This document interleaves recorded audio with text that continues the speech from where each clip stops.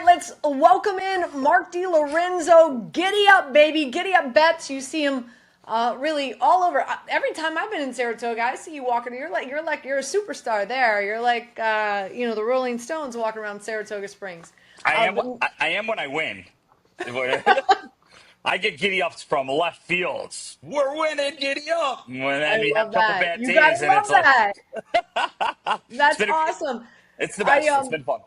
I just got back from Bristol, Connecticut. I was up there for our fantasy football marathon. That's why I'm wearing my I Love My Roster hat. I got my Anita Marks fantasy football ball. Just out of curiosity, because right now it's all about fantasy football. I know we're going to be talking the ponies in a second, but if you had the number one overall pick, who would you take? Would it be Jamar Chase? Would it be Bijan Robinson? Like who would you take with the number one overall pick, Mark? Number one overall pick. If you I had it. think. I think I would take Saquon Barkley. Okay. Right? Like, and I think for two reasons. One, I think he's for one. I'm a New York Giants fan, so you know that he's just going to continue to just play incredible football. He could have been the MVP last year, right? I feel like running backs are more valuable. You know, I'm a value guy in horse racing, and I feel like running backs are more valuable. There aren't as a big of depth there as long as they stay Yeah. non-injured. Is that right or wrong? Right? On No, no, fantasy, listen, you're right. A lot of people like the wide receiver because of the PPR. You get a point per reception, so they value more the Jamar Chase and the CeeDee Lamb. In the mock draft that we just had with, Shefty and Stephania Bell and Mike Clay and Who did Daniel Chef? Who did Johnson, all Chef? those Who did Shefty all take? all those Who's guys. Well, Shefty was 10, I was 9. okay? But Saquon Barkley fell all the way to 7. Oh, so maybe I'm looking at it from one direction. So He it's a went he PP. went he went to Damian Woody. He went to Damian Woody at 7. Really? All right. Yeah. I feel like Yep. I would. I think I feel like I would leave Shefty to the inside information and maybe you to the fantasy game. That's what happened. That's what happened. All right. Let's talk about the ponies. This week it's all about the Alabama presented by Keelan Sales.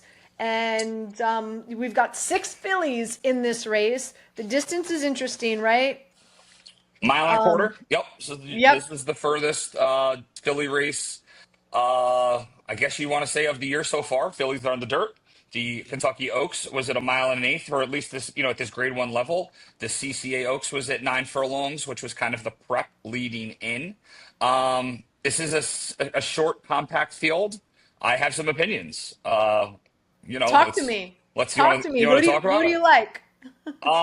So first off, sometimes I always talk about like how I feel like it's easier to kind of look at horse racing like in divisions. Where like if you want to talk about football, how like there's the SEC and then there's the Big Ten and then there's the Pac-12. Well, it used to be the Pac-12, and then there's the Big East. But when you look at it in different divisions, you can kind of come up with a better opinion. In horse racing, it's the same thing. Like you have the Philly 3-year-old division, you have the Colt 3-year-old division, you have the older male division, the older turf division. So this division so far this year, which would be the 3-year-old Philly division, has treated me very well. Some divisions haven't, some divisions have. The 3-year-old Philly division has treated me well. Number 6 this race, Lacara.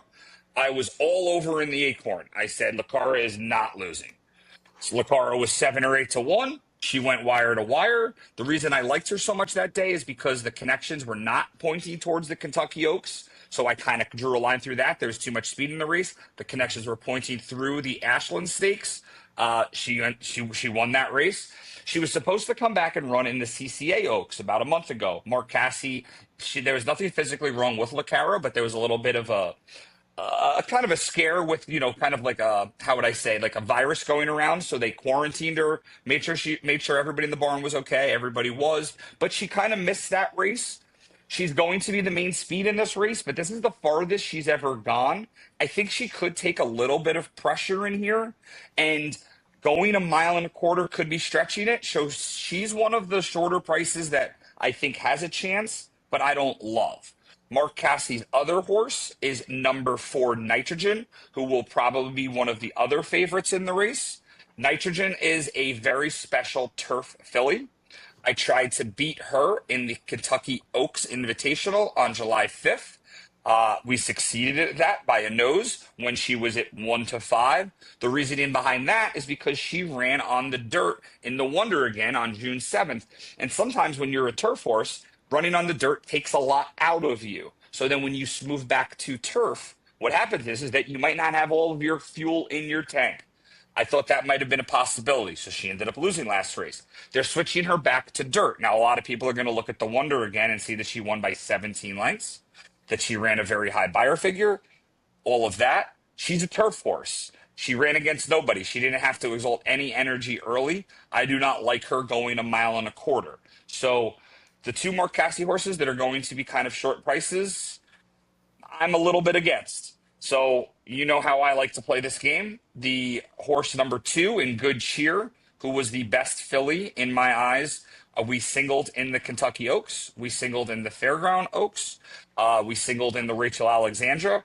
The Acorn I was a little bit of against for two reasons. One, we just talked about how LeCarra went wire to wire. It was a very sloppy sealed track that day, which had a bias, and the bias was for speed. So you wanted to be close or on the lead. That's where LeCarra was. That is not where Good Cheer was. Good Cheer was sit 3, 4, 5, 6, 7 lengths back, wide, chasing on a very, very sloppy track. I want to draw a line through that race and give her another chance, thinking that she is the best filly in this division. She's going to be 8-5. I don't see her getting bet down that much. In a 6-horse field, you know my mentality, press and print. So that will be the only horse I will be using. I will be betting to win, and I will be betting in doubles with in the last leg of the double with the race that we're going to talk about next. But Good Cheer is my pick. Brad Cox's other horse, number 1, Margie Intention, is another horse in this division who I hit with nicely in the Black Eyed Susan. She made a really nice close in the Delaware Oaks. I just think she's a cut below Good Cheer.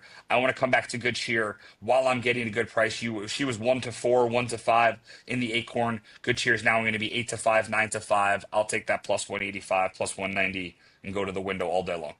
All right. And the second race that we are talking about is the Skidmore Stakes, $150,000 purse, 2-year-olds, and the distance is 5½ furlongs on turf. So with that being said, who do you like in the Skidmore Stakes? All right. Well, we have to keep this on the hush, so you can't tell everybody. This is just going to be Good luck between with us. that. This is going to be between us and the podcasters out there. Okay. All right. Number one, Schwarzenegger, trained by Wesley Ward, is an absolute monster. It is a 2-year-old colt, which was bought for $950,000. I have seen this horse work in the mornings, and this horse is a legitimate Breeders' Cup juvenile turf sprint contender. Ooh. She was supposed to run in a maiden race earlier in the meet. It got rained off. She was going to run in a stakes race at Monmouth. They had some issues with the turf. They've been sitting and waiting to run this horse. She's 4-1 on the morning line. He will get bet down a little bit, but from the word on the backstretch, from me spending time on the backstretch, which I like to do, me talking to the people who know a little bit more about me by clocking horses. Number 1, Schwarzenegger, for me, is going to be one of the biggest bets of the meet on Saturday. Race Wow. 9 at Saratoga, in the Skidmore Stakes. So I will be playing doubles because I know your next question is going to be walk me to the window. And I'm going to say, Anita, I'm going to the window. Race 9. It's going to be 5:09, 5:08 p.m. Eastern Time, Saturday, August 16th. And I am going to go, I would like to make a very large double. Number 1, Schwarzenegger, with in race 10. Number 2, Good Cheer. And if it comes in 1-2, I'll be buying drinks that night. I love it. No, you know when you're going to be buying drinks? Next Thursday, because I'm going to be up in Saratoga Springs. We're going to be recording this show live from Kindred, okay, right on Henry Street. And then, of course, we're going to head to the Great track spot. because it's a phenomenal spot. And we're going to go to the track because, fingers crossed, as of right now, Final Furlong's telling me that they are eyeing the Fleet Indian Stakes for K-Cup.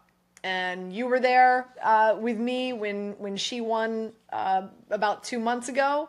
So I'm heading up there. We're going to record a show from up there, and we're going to head to the track. So that double comes in. Save that money because we will celebrate. I Hopefully, can't promise. if I can't K promise Cup I'm gonna. wins this one. I can't promise I'm gonna save all of it, but I will make sure there will be a allotted amount for the Anita Mark coming into town for K Cup because I told you the last time K Cup wasn't going to lose. I took a small peek at some of the probables in your race on August 21st, and she looks like she's going to be tough to beat. I know that there was some thoughts of maybe running in a bigger race, but you're choosing the right spot. Final Furlong Racing does an incredible job spotting their horses, and that is what I like. I like ownership and connections that have a plan, stick to it, and put their horses in the right spot. That's what they're doing. So August 21st, I will see you at Kindred. We will talk horses. We will talk Travers. We will talk K-Cup. We will print some money, and we will have a good time. I love it. I love it. Thank you so much. Again, Mark DiLorenzo, always gracious when he joins us here for Anita on the Rail. Good luck on Saturday, and I will see you Thursday. Giddy up. I'll see you on Thursday.